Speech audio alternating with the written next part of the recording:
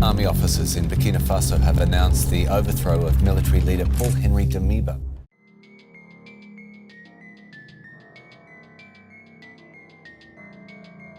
Burkina Faso sama ini lebih dikenal sebagai salah satu negara miskin di Afrika Barat dengan gurun yang kering, konflik yang berkepanjangan, serta krisis pangan yang hampir tak ada habisnya. Tetapi di balik segala tantangan itu muncul seorang pemimpin muda yang tidak hanya mengangkat senjata untuk melindungi rakyatnya, tetapi juga mengusung gagasan besar untuk masa depan, Ibrahim Traoré. Jika sebelumnya dunia mengenalnya sebagai kapten militer yang berani memutus hubungan kolonial dengan Prancis dan memperjuangkan kedaulatan, kini Traoré menghadirkan visi baru yang jauh lebih besar. Ia tidak hanya ingin membebaskan rakyatnya dari penjajahan modern, tapi juga dari kelaparan, kekeringan, dan ketergantungan pangan. Visi itu terangkum dalam satu misi berani, mengubah gurun Burkina Faso menjadi lahan hijau yang subur. Ibrahim Traoré adalah sosok yang selalu identik dengan perlawanan. Sejak kudeta tahun 2022, ia memposisikan dirinya sebagai benteng perlawanan rakyat Burkina Faso terhadap terorisme dan intervensi asing. Tetapi setelah bertahun-tahun menghabiskan energi di medan tempur, ia mulai menyadari bahwa peperangan sesungguhnya tidak hanya melawan peluru dan bom, tapi melawan rasa lapar, kemiskinan, dan kekeringan. Karena itulah, selain memperkuat pertahanan negara, ia mulai mengarahkan pandangan pada sektor yang jarang disentuh pemimpin sebelumnya, pertanian dan lingkungan hidup. Senjata melindungi kita hari ini, tetapi tanah subur yang akan menjamin hidup kita di masa depan. Kira-kira begitulah prinsip yang kini ia pegang. Letak geografis Burkina Faso memang membuat negara ini sulit. Hampir 60% wilayahnya berada dalam zona Sahel, sabuk panas membentang dari Senegal hingga Sudan, yang terkenal dengan kekeringan, badai pasir, dan gurun yang terus meluas. Selama puluhan tahun, lahan produktif terus menyusut akibat desertifikasi. Padahal sebagian besar penduduk Burkina Faso hidup dari pertanian subsisten. Dengan kondisi seperti itu, wajar jika rakyatnya kerap menghadapi krisis pangan. Setiap kali musim kemarau panjang datang, ratusan ribu orang terancam kelaparan. Tetapi bagi Traoré, keadaan itu bukan kutukan abadi. Ia percaya bahwa gurun pun bisa ditaklukkan jika rakyat mau bergandengan tangan dan pemerintah benar-benar berpihak pada pembangunan berkelanjutan. Salah satu sumber inspirasinya datang dari proyek besar Uni Afrika yang disebut Great Grenwell, sebuah gagasan untuk menanam sabuk hijau sepanjang 8.000 km dari Senegal hingga Djibouti hingga menahan laju gurun Sahara. Burkina Faso sendiri adalah bagian dari proyek ini, tetapi pelaksanaannya selama bertahun-tahun terbentur pendanaan dan lemahnya komitmen pemerintah sebelumnya. Traoré melihat peluang. Ia tidak ingin proyek besar itu hanya menjadi slogan indah di meja konferensi internasional. Bagi dia, Burkina Faso harus menjadi pionir nyata. Dengan semangat kemandirian yang ia gaungkan, proyek penghijauan harus dikerjakan dengan tenaga rakyatnya sendiri, bukan menunggu bantuan asing yang sering datang dengan syarat politik.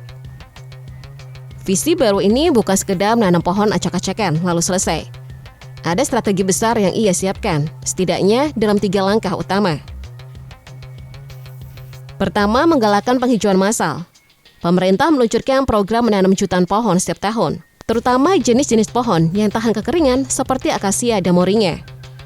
Pohon-pohon ini bukan hanya menahan angin gurun, tetapi juga bermanfaat bagi pangan dan kesehatan masyarakat. Kedua, membangun sistem irigasi modern dengan memanfaatkan sungai kecil, bendungan, dan teknologi penampungan air hujan.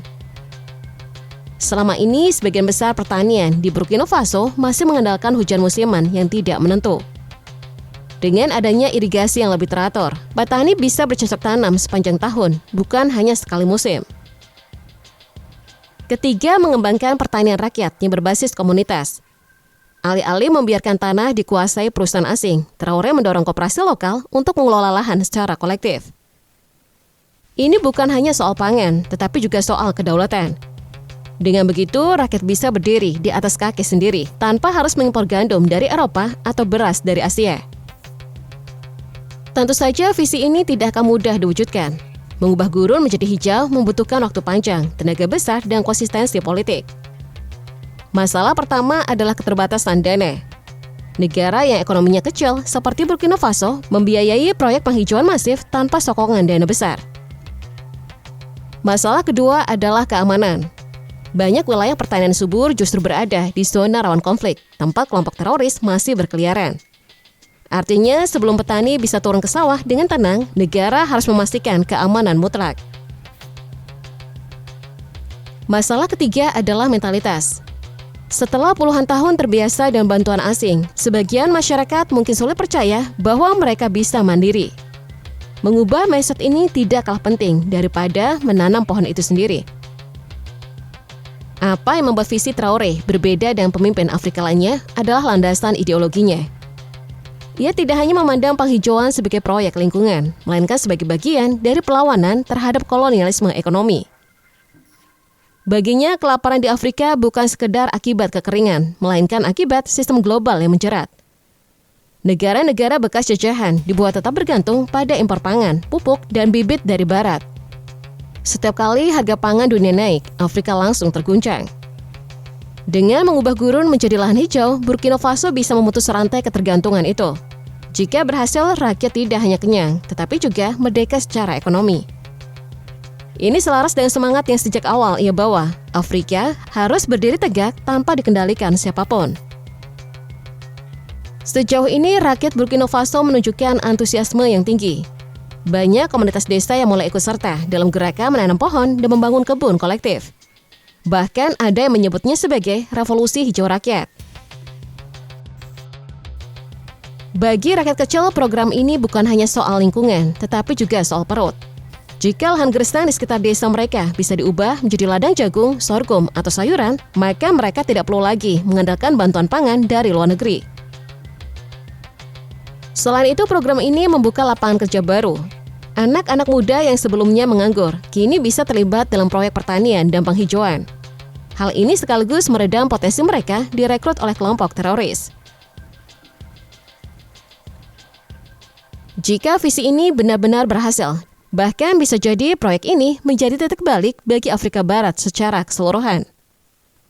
Bayangkan kawasan selama ini dicap sebagai zona konflik, kelaparan, dan gurun tandus, tiba-tiba berubah menjadi pusat pangan Afrika. Dunia tentu akan terkejut melihatnya. Dan nama Traoré akan tercatat bukan hanya sebagai pemimpin militer, tetapi juga sebagai bapak revolusi hijau Afrika. Tentu saja tidak semua pihak senang dengan visi besar ini. Beberapa negara barat mulai menunjukkan kekhawatiran. Mereka paham jika Burkina Faso dan Afrika Barat bisa mandiri pangan, maka ketergantungan mereka terhadap impor dari Eropa akan berkurang. Ini artinya pasar besar bagi produk pangan dan pupuk barat bisa hilang. Selain itu, ada juga yang meragukan kemampuan Traoré. Mereka menyebut program penghijauan ini hanya mimpi indah yang sulit diwujudkan, apalagi dalam kondisi negara yang masih rawan konflik. Tetapi Traoré menanggapinya dengan tenang. Ia selalu mengatakan, mereka menertawakan kita ketika kita mengusir penjajah. Sekarang mereka menertawakan kita ketika kita menanam pohon. Biarkan mereka tertawa. Suatu hari, mereka akan datang belajar dari kita. Visi mengubah gurun menjadi lahan hijau sejatinya bukan hanya proyek pembangunan, tetapi warisan untuk generasi mendatang. Traoré sadar ia mungkin tidak akan melihat seluruh hasilnya dalam masa hidupnya. Tetapi anak cucu rakyat Burkina Faso yang akan menikmati buahnya. Dengan begitu, ia sedang menanam sesuatu yang jauh lebih besar daripada pohon. Ia sedang menanam harapan. Harapan bahwa suatu hari nanti, Burkina Faso tidak lagi dikenal sebagai negeri miskin di pinggir gurun, tetapi sebagai negeri hijau yang makmur dan berdaulat. Visi baru Ibrahim Traoré untuk mengubah gurun menjadi lahan hijau di Burkina Faso adalah gambaran nyata bahwa pemimpin sejati tidak hanya memikirkan hari ini, tetapi juga esok. Ia paham betul bahwa kemerdekaan sejati bukan hanya bebas dari kolonialisme politik, tapi juga bebas dari kelaparan dan ketergantungan pangan. Langkah ini penuh tantangan, mungkin lebih berat daripada perang melawan terorisme sekalipun. Tetapi justru disitulah letak keberanian seorang pemimpin. Berani bermimpi besar untuk bangsanya, berani melawan arus, dan berani menanam sesuatu yang mungkin baru bisa dipetik generasi berikutnya. Burkina Faso kini berdiri di persimpangan sejarah. Jika visi ini berhasil, dunia akan menyaksikan lahirnya sebuah keajaiban. Gurun yang gersang berubah menjadi oase hijau, dan rakyat yang lapar berubah menjadi bangsa yang berdaulat. Dan di balik itu semua akan tercatat nama seorang kapten muda yang mengajarkan Afrika untuk percaya pada dirinya sendiri, Ibrahim Traoré.